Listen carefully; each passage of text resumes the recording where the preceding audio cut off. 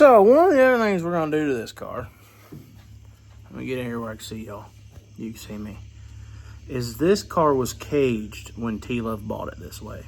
Granted, I think he had to move the seat bar, cut it loose and move it. And the up and over bar to move it as well to fit the rules he was taking it to. But this is a super simple cage of just a 4-bar floating cage, as we call it around here. The downfall to this cage is it has 0 gussets in the corners. I like to put corner gussets in all of my cages, whether it's a floating cage or if it's like a good welding cage. Because the way I look at it is if the cage stays square, it'll also help keep the car square as best as it can, right? Especially a floating cage. It needs all the help it can get because it's not tied to the frame rails, stuff like that, or it doesn't have any down legs welded to the body at minimum. So we're gonna use that Evolution saw over there. We're gonna cut some 2x2 gussets and get some gussets welded in this thing for T-Love. This is the passenger side. We're gonna put a gusset from his sidebar to his seat bar. Just a little quarter of 45 gusset. That'll help with it trying to twist. And then we may also weld another one from his up and over bar down to the top of his seat bar as well.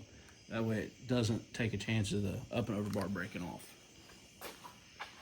And then we need to do the same from about where that mud clot is of the door bar up to his dash bar to help keep that from twisting. And then once we change the steering column over to a stock column for this next show, we'll put one in that driver's corner. I'm just not going to do it yet because I don't know what all we're going to have to do for getting a stock column back in here. Now on the back, on the driver's side with where the seat is, you can't really put one in the inside of the square like you can over here. So you can always put one on the back side as well to help that driver's side. And you could even also add one here as well on the back side from the door bar to the seat bar. Now we can't put one from the up and over bar down to his seat bar because of his seat, but we can definitely do it over here. Granted, he said he's not worried about this cage, it's not going nowhere because it's staying in this car. He's scrapping it because he doesn't like it, but I just soon make sure that it's safe for my T-Love buddy.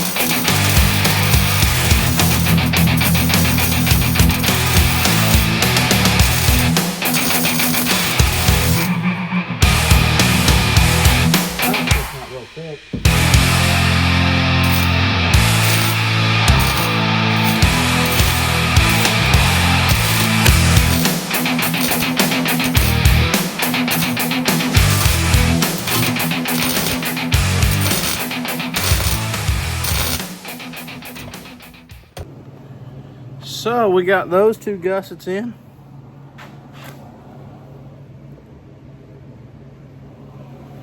That right there is going to help that up and over bar from getting peeled off. Found out that's really thin material. And it'll help keep it square with the door bars as well. So now we just need to finish cutting the others and get them welded in.